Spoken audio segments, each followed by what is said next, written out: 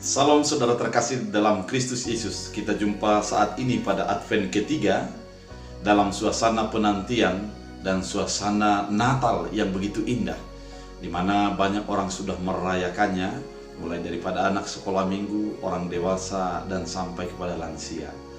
Dan untuk menambah sukacita kita akan mendengarkan firman Tuhan yang akan ditaburkan bagi kita pada minggu Advent ketiga. Sebelumnya kita bersatu di dalam doa. Damai sejahtera Allah yang melampaui segala akal dan pikiran, itulah yang memelihara hati dan pikiran dalam Kristus Yesus Tuhan. Amin. Saudara terkasih dalam Kristus Yesus, firman Tuhan pada hari ini diambil dari Zefanya 3 ayat 14 sampai 20 di bawah topik bersukacitalah Tuhan ada di antara kita. Bersukacitalah Tuhan ada di antara kita. Demikian pembacaan firman Tuhan. Bersorak-soraklah hai putri Sion, bersorak-soraklah hai Israel, bersukacitalah dan beria-rialah dengan segenap hati, hai putri Yerusalem. Tuhan telah menyingkirkan hukuman yang jatuh atasmu, telah menebas binasa musuhmu. Raja Israel, yakni Tuhan, ada di antaramu. Engkau tidak akan takut pada malapetaka lagi. Pada hari itu akan dikatakan kepada Yerusalem, jangan takut hai Sion, janganlah tanganmu menjadi lemah lesu. Tuhan Allahmu ada di antaramu sebagai pahlawan yang memberi kemenangan. Ia bergirang karena engkau dengan sukacita. Ia membaharui engkau dalam kasih-Nya. Ia bersorak-sorai karena engkau dengan sorak-sorai. Seperti pada hari pertemuan raya, aku akan mengangkat malapetaka daripadamu, sehingga oleh karenanya engkau tidak lagi menanggung cela. Sungguhnya pada waktu itu aku akan bertindak terhadap segala penindasmu, tapi aku akan menyelamatkan pemincang yang pincang, mengumpulkan yang terpencar, dan membuat mereka mendapat malu menjadi kepujian dan kenamaan di seluruh bumi. Pada waktu itu aku akan membawa kamu pulang, yakni pada waktu aku mengumpulkan kamu. Sebab aku membuat kamu menjadi kenamaan dan kepujian di antara segala bangsa di bumi dengan memuliakan keadaanmu di depan mata mereka. Firman Tuhan. Demikian pembacaan firman Tuhan. Saudara terkasih dalam Kristus Yesus, mengapakah kita menjadi bersorak-sorai? Apakah alasan kita menjadi bersukacita dalam hidup ini? Ada orang menentukan sukacitanya ditentukan oleh jabatan yang dia dapatkan. Ketika dia mendapat jabatan, perasaannya begitu menyenangkan. Dia menganggap sesuatu prestasi yang begitu indah dengan jabatan tersebut. Padahal dia tidak sadar, jabatan hanya sementara. Dihitung dengan waktu, maka sukacitanya akan berubah menjadi sebuah kelesuan. Kemudian ada orang yang mengukur sukacitanya dengan uang. Namun kenyataannya ketika memiliki uang, berjumpa dengan orang yang memiliki lebih lagi uangnya, maka sukacitanya akan hilang karena dia ingin mencapai seperti orang lain. Ada orang yang membuat sukacitanya dengan berbagai alasan-alasan di dunia ini yang merupakan cita-cita kemanusiaan. Itu sah-sah saja. Namun sukacita kemanusiaan kita terbatas dan hanya sebatas berlalu saja keadaannya. Namun pada Advent ketiga ini, kita mau diajak oleh firman Tuhan, diajak oleh Zefanya agar bersukacita. Bersukacita dalam kehidupan kita. Bagaimana?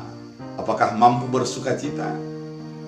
Ternyata sukacita akan menjadi nyata dalam kehidupan kita ketika kita menyadari ada Tuhan di antara kita. Betapa sukacitanya kita seandainya kita memiliki anak dan dia pulang kampung. Betapa sukacitanya kita. Betapa sukacitanya bangsa ketika suatu daerah dikunjungi oleh pimpinan ataupun pucuk tertinggi daripada bangsanya, yaitu presiden. Betapa sukacitanya bangsa itu. Betapa sukacitanya kita ketika sesuatu yang kita harapkan bisa kita capai. itu merupakan sukacita. Namun sukacita yang paling sempurna adalah ketika kita menyadari ada Tuhan di antara kita. Ada kehadiran Tuhan yang selalu mengawal, melindungi, dan memperhatikan kehidupan kita. Saudara terkasih, kenapa menjadi bersukacita? Jawabannya sangat jelas. Dikatakan pada firman Tuhan kali ini bahwa dikatakan Tuhan telah menyingkirkan hukuman yang jatuh atasmu. Ternyata ketika Tuhan ada di tengah kita, maka kita memiliki alasan untuk menjadi kena hukum karena kita orang berdosa. Namun oleh karena Tuhan ada dan Dia sudah menyingkirkan hukuman yang seharusnya yang harus kita tanggung. Betapa sukacitanya ketika ada hukuman yang seharusnya kita tanggung itu kemudian dibebaskan, dan tidak ada syarat oleh pembebasan itu, hanya semata-mata oleh karena kasih karunia, oleh karena kehendak Allah sendiri. Kita masih tetap di dalam sikap keberdosaan, namun Allah terlebih dahulu mengeluarkan kita dari kehidupan yang sesat, di mana ada kebutaan atas pola pikir, pola tindak, dan pola iman dalam hidup kita. Namun Allah datang untuk menjadi membebaskan. Itu alasan pertama mengapa kita bersukacita. Karena ketika kita dihadapkan dengan hukuman yang kekal untuk selama-lamanya itu, maka hanya Allah lah yang mampu mengeluarkan kita dari hukuman yang akan diberikan. Kemudian dikatakan selanjutnya adalah telah menebas binasa musuhmu. Seandainya ada di hadapan kita penyakit yang begitu berat, kita khawatir, kita takut akan penyakit itu. Kemudian kita sadar ada Allah di tengah kita dan ditebasnya lah penyakit itu. Betapa sukanya kita yang hidup kita ini. Ketika kita menyadari bahwa Allah selalu menyertai dan membimbing kehidupan kita, maka keraguan, ketakutan, kegelisahan akan menjadi ditebas oleh Allah. Karena ada optimisme, ada iman bersama dengan Allah. Itulah kita menjadi bersukacita. Ada sesuatu peran Allah untuk membela melebihi daripada kekuatan dan kemampuan kita. Yang selanjutnya dikatakan, yakni Tuhan ada di antara kamu, engkau tidak akan takut pada malapetaka lagi. Ketika ada Tuhan bersama kita, maka kita tidak akan takut akan malapetaka. Apakah akan ada malapetaka? Ada. Namun ada Tuhan yang akan melindungi.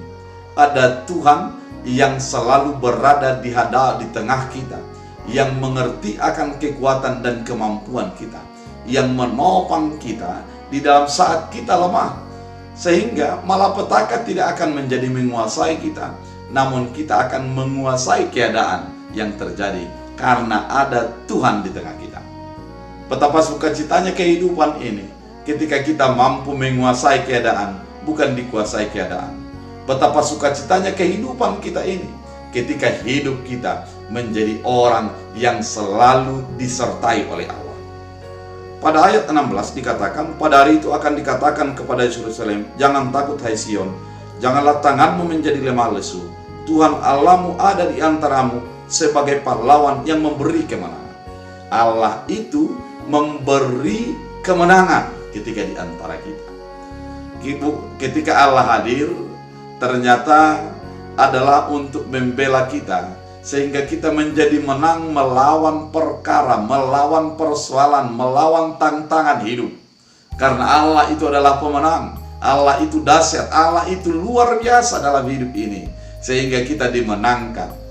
Ketika kita merasa kita bahwa tidak berdaya, dan Allah itu membela kita, ada di tengah kita yang akan menjadi membela keadaan kita, maka kita akan terlepas dari ancaman musuh, terlepas dari sebuah tekanan daripada yang akan menjadi mengalahkan kita, karena ada Tuhan yang membela kita. Saudara terkasih, betapa nyamannya seorang anak ketika dia ada di hadapan orang tuanya, karena dia sadar dia akan dibela ketika ada yang akan mengganggunya. Demikian juga sebenarnya orang percaya ketika menyadari ada Tuhan di tengahnya, dia akan merasa nyaman, merasa disertai, merasa didukung dalam kehidupannya. Persoalannya saudara terkasih, apakah saudara sadar bahwa Allah ada di tengahmu? Apakah saudara sadar bahwa ada Allah yang membela engkau?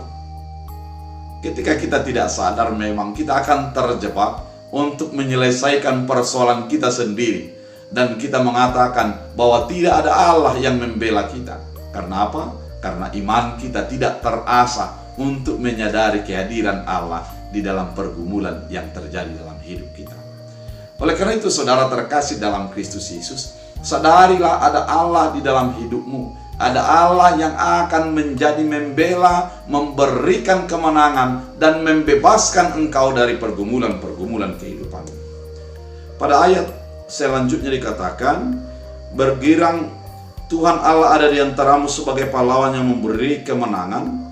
Ia bergirang karena engkau dengan sukacita. Ia membaharui engkau dalam kasih-Nya. Ternyata kehadiran Allah adalah untuk memberikan kegirangan bagi kehidupan kita, memberikan sukacita bagi kehidupan kita. Ternyata sukacita akan dapat ketika ada Allah di hadapan kita, ada Allah di tengah kita, ada kesadaran kita, ada Allah yang selalu menyertai kita. Sukacita kita adalah ketika menyimani peran serta Allah di dalam kehidupan kita. Sehingga ukuran sukacita kita bukan lagi diukur dari materi. Ukuran sukacita bukan lagi diukur dari ukuran jabatan. Ukuran sukacita bukan diukur dari prestasi, namun diukur daripada kehadiran Allah di dalam kehidupan kita, dan kesadaran kita akan peran serta Allah di dalam menyertai dan melindungi kehidupan kita. Pada ayat ini dikatakan juga bahwa Ia membarui engkau dalam kasih-Nya. Ia bersorak-sorak karena engkau dengan sorak-sorai. Artinya saudara Bapak itu yang terkasih dalam Kristus Yesus, kehadiran Allah adalah membaharui hidup kita. Yang dulunya adalah hidup yang lama menjadi hidup yang baru. Yang dulunya hidup dalam kegelapan menjadi hidup dalam terang. Yang dulunya hidup di dalam pesimis menjadi orang optimis. Orang yang dulunya bersungut-sungut dan selalu menggerutu menjadi hidup dalam sukacita dan selalu bersyukur dalam hidup. Ketika Allah hadir dalam hidup kita, ternyata hati kita, hidup kita, pola pikir kita, tindakan kita menjadi dibaharui oleh Allah. Oleh karena itu, biarlah firman ini yang menjadi menerangi kita untuk menjadi selalu bersukacita karena ada Allah di dalam hidup kita. Pada ayat selanjutnya dikatakan, sesungguhnya pada waktu itu aku akan bertindak terhadap segala penindasanmu, tetapi aku akan menyelamatkan yang pincang, mengumpulkan yang terpencar, dan membuat mereka mendapat malu menjadi pujian dan kenamaan di seluruh bumi. Ternyata firman Tuhan mau mengatakan bahwa Tuhan adalah pembela kepada orang-orang yang lemah. Apakah saudara merasa orang yang lemah? Saya merasa orang yang lemah. Karena saya tidak mampu melakukan apa yang dikehendaki oleh Allah. Namun di dalam kelemahan itulah Allah berperan dalam hidupku. Di dalam kelemahan, kesadaran, ketidakberdayaan kita lah ada Tuhan yang akan menolong, membebaskan dan mengeluarkan kita dari berbagai persoalan hidup kita. Oleh karena itu, ketika Allah hadir, ketika Allah di tengah kita, maka kita akan sadar Dia akan membela kita. Kita memang penuh dengan keterbatasan, namun Allah adalah Allah yang sempurna, yang menyempurnakan hidup kita di dalam segala keterbatasan dan kekurangan kita. Pada firman Tuhan dikatakan juga bahwa pada waktu itu aku akan membawa kamu pulang, yakni pada waktu aku mengumpulkan kamu, sebab aku membuat kamu menjadi kenamaan dan kepujian di antara segala bangsa. Ternyata rancangan Allah adalah sebuah kebaikan dalam kehidupan kita. Rancangan Allah merupakan rancangan yang terbaik bagi orang yang percaya. Oleh karena itu, kehidupan kita haruslah selalu fokus kepada kehendak Allah. Haruslah selalu melihat apa yang diinginkan Allah dan menyadari dengan sempurna bahwa Allah ada di tengah kita. Allah ada beserta kita. maka sukacita akan melimpah. Saudara terkasih dalam Kristus Yesus, Advent ketiga ini mau mengajak bahwa ketika kita menanti Tuhan, menanti dalam sukacita. Karena Tuhan membela, Tuhan beserta kita, Tuhan melihat segala keadaan kita, Tuhan memberikan yang terbaik bagi kehidupan kita. Sehingga kita adalah orang yang selalu merasakan sukacita, karena kehadiran Allah adalah kehadiran sukacita. Bapak Ibu yang terkasih dalam Kristus Yesus, biarlah firman ini menjadi mengingatkan kita, membimbing kita, dan menuntun kita untuk menjadi sesuai dengan kehendak Tuhan. Kita bersatu dalam doa.